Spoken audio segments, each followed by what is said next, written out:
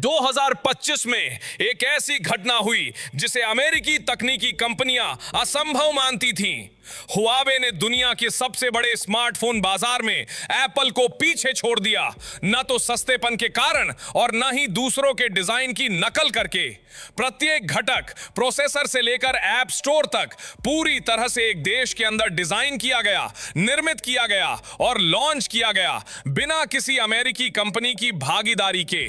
बिक्री में अंतर न्यूनतम था, कुछ 100,000 डिवाइस, लेकिन यह आंकड़ा एक ऐसी कहानी को छुपाता है जो वैश्विक तकनीकी शक्ति के बारे में हमारे सभी ज्ञान को पलट देता है। हुआवे ने 46.7 मिलियन फोन बेचे, एप्पल ने 46.2 मिलियन बेचे। सतह पर यह बाजार में एक सामान्य उतार चढ़ाव जैसा लगता है।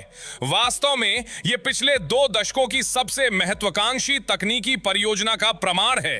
यह समझने के लिए कि यह कैसे हुआ, हमें 6 साल पहले वापस जाना होगा, उस समय जब सभी सोचते थे कि हुआवे खत्म हो गया है। मई 2019 में अमेरिकी सरकार ने हुआवे को प्रतिबंधों की सूची में जोड़ा। गूगल ने सभी संबंध समाप्त कर दिए। इसका मतलब Android, Gmail, maps, YouTube, play store का अंत था। एक स्मार्टफोन निर्माता कंपनी के लिए गूगल को खोना ऐसा है जैसे एक ऑटो निर्माता के लिए इंजन को खोना। लेकिन प्रतिबंध और भी आगे चले गए। दुनिया के किसी भी कारखाने को जो माइक्रोचिप्स बनाने के लिए अमेरिकी उपकरण का उपयोग करता था, हुआवे के साथ काम करने पर प्रतिबंध लगा दिया गया। टीएसएमसी, पृथ्वी पर सबसे उन्नत माइक्रोचिप कारखाना, हुआवे से अलग कर दिया गया। यह संबंध, जिसने उद्योग में सबसे प्रतिस्पर्धी मोबाइल प्रोसेसर में से कुछ बनाए थे, रातों रात कानून द्वारा तोड़ दिया गया। परिणाम निर्दयी थे। 2019 में हुआवे दुनिया भर में बेचे गए हर 100 स्मार्टफोन में से 17 को नियंत्रित करता था। 2021 तक यह आंकड़ा 3% से नीचे गिर गया। बड़े तकनीकी प्रकाशनों ने इसे इतिहास में सबसे प्रभावी तकनीकी प्रतिबंधों में से एक कहा। रणनीति बिल्कुल काम कर रही थी, लेकिन केवल कुछ समय के लिए।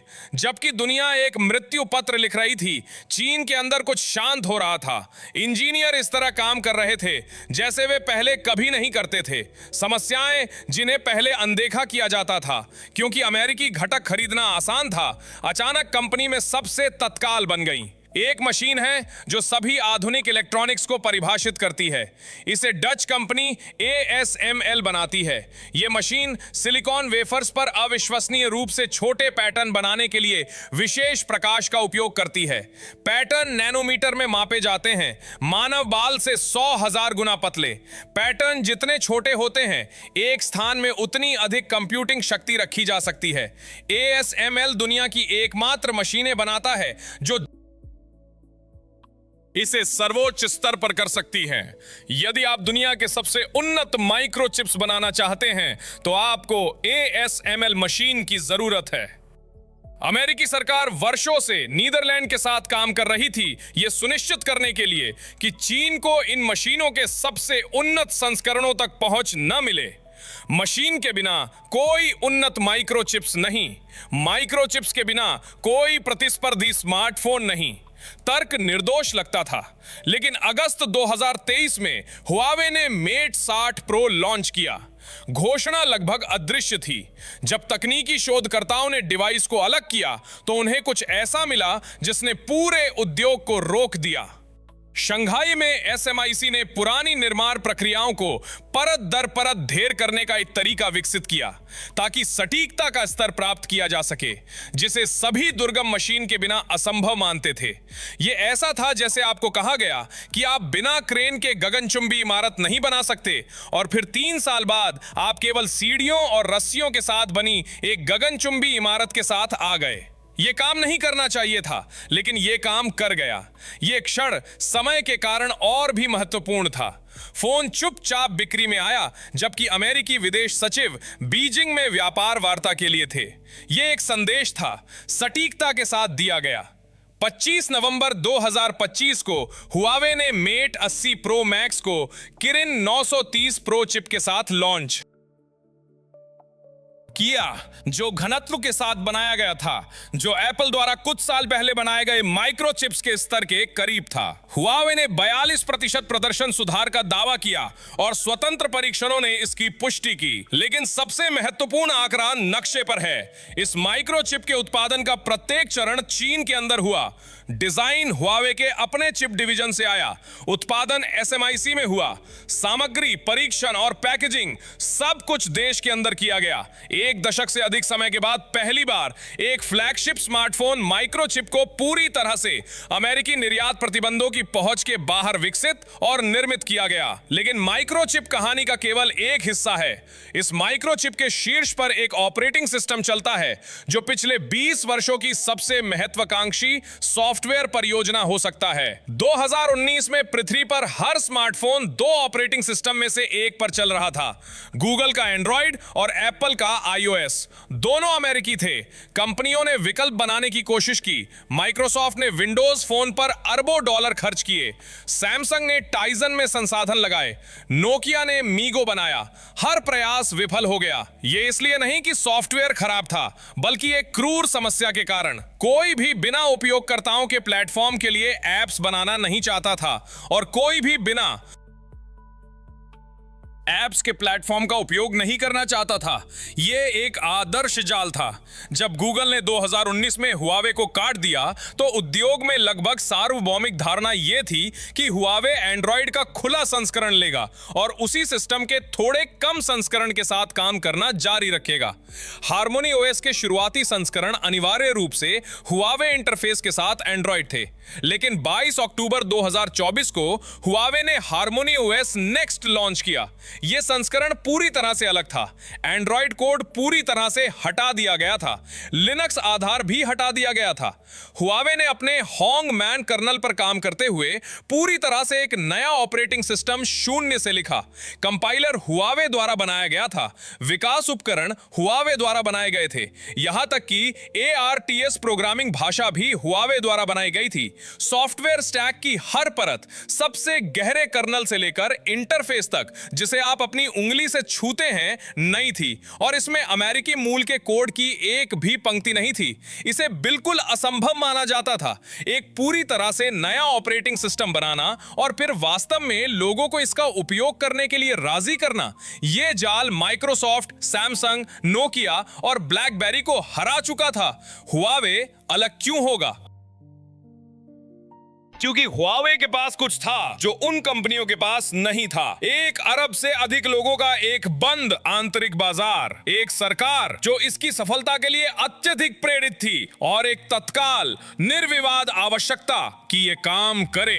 विफलता एक विकल्प नहीं था, लेकिन ऐप्स के बिना एक ऑपरेटिंग सिस्टम केवल एक महंगा कैलकुलेटर है और इस समस्या को अभी भी हल करना था। सितंबर 2024 में हार्मनी ओएस नेक्स्ट 10,000 मूल ऐप्स के साथ लॉन्च हुआ। यह संख्या महत्वपूर्ण लगती है जब तक आप इसकी तुलना संदर्भ से नहीं करते। एप्पल ऐप स्टोर में 1.8 मिलियन से अधिक ऐप्स हैं, गूगल प्ले में 3 मिलियन से अधिक हैं, लेकिन हुआवे ऐप्स की संख्या में एप्पल और गूगल को हराने की कोशिश नहीं कर रहा था। वो एक पूरी तरह से अलग खेल खेल रहा था। एप्पल और गूगल के साथ हर जगह मेल खाने की कोशिश करने के बजाय हुआवे ने एक बाजार पर अत्यधिक सटीकता के साथ ध्यान केंद्रित किया। चीन में रहने वाला व्यक्ति वास्तव में हर दिन कौन से ऐप्स खोलता है? कौन सा सॉफ्टवेयर चीन में दैनिक जीवन के लिए इतना आवश्यक है कि इसके बिना फोन लगभग बेकार है?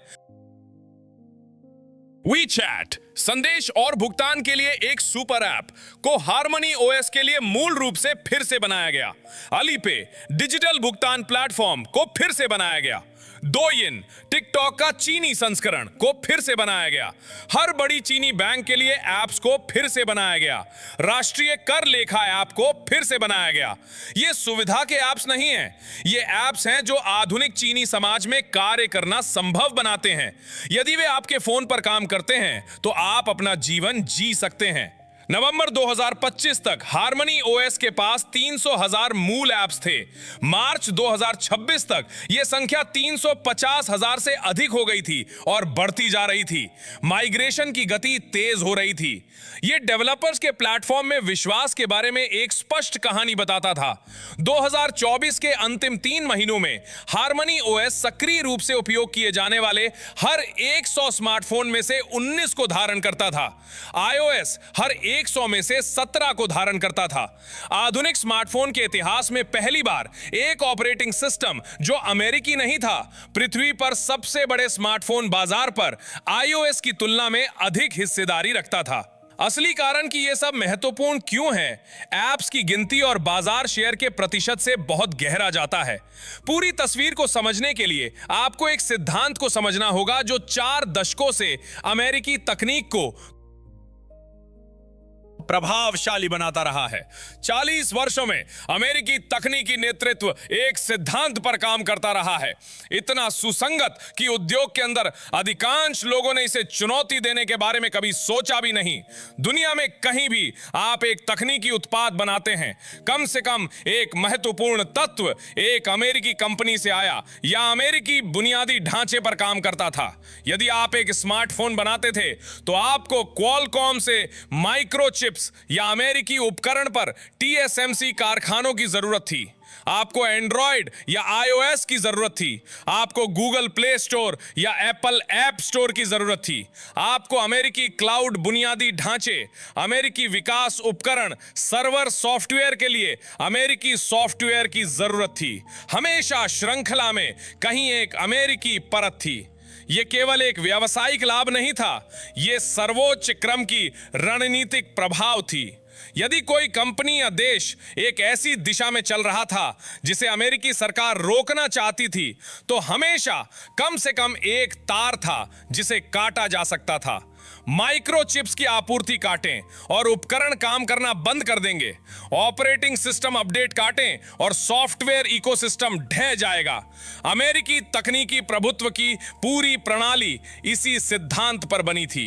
यह एक पूरी पीढ़ी के लिए गंभीर चुनौतियों के बिना काम करता रहा। यह 2019 में हुआवे पर तेजी से, दृढ़ता से और विनाशकारी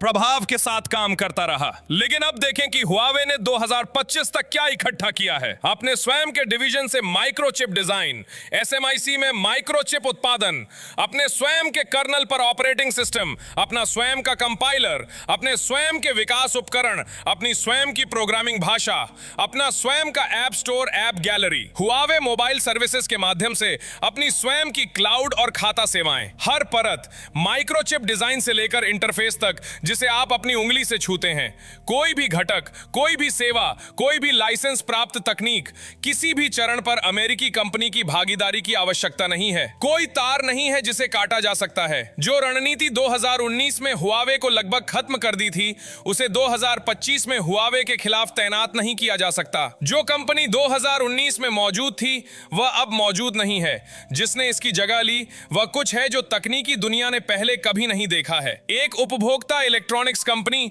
जो पूरी तरह से स्वतंत्र, पूरी तरह से आंतरिक प्लेटफॉर्म पर काम कर रही है, सैकड़ों मिलियन डिवाइस के पैमाने पर। यह वो है जिसका सामना एप्पल को चीन में करना पड़ा। बेहतर फोन नहीं, सस्ता फोन नहीं, नियमों का एक पूरी तरह से अलग सेट। एप्पल का आईफोन 16 सीरीज अच्छी तरह से सोचा गया था और तकनीकी रूप से प्रतिस्पर्धी था, लेकिन अदृश्य सुरक्षा जो चीन में एप्पल की स्थिति को सुरक्षित रखती थी। यह धारणा कि कोई भी चीनी प्रतियोगी हमेशा एक अमेरिकी राजनीतिक निर्णय की दूरी पर था जो उसे पंगु बना सकता था, यह सुरक्षा चुपचाप समाप्त हो गई। एप्पल ने 2025 की शुरुआत में दुर्लभ और महत्वपूर्ण छूट के साथ जवाब दिया। छूट किनारों पर मदद करती है, उन्होंने दिशा नहीं बदली और परिणाम स्मार्टफोन से बहुत आगे जाते हैं।